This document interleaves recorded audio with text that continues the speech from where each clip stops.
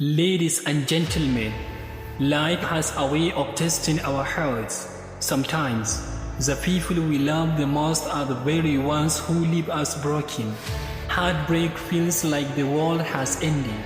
It steals our smiles, weakens our spirit, and makes us question our world.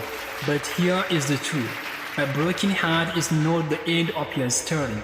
It is the beginning of your healing. As the saying goes, every cloud has a silver lining. Even in pain, there is hope. When you are hurt, you must remember that pain is temporary, but growth is permanent.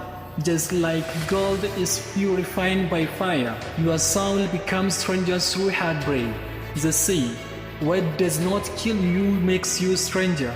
The scars on your heart are not signs of weakness.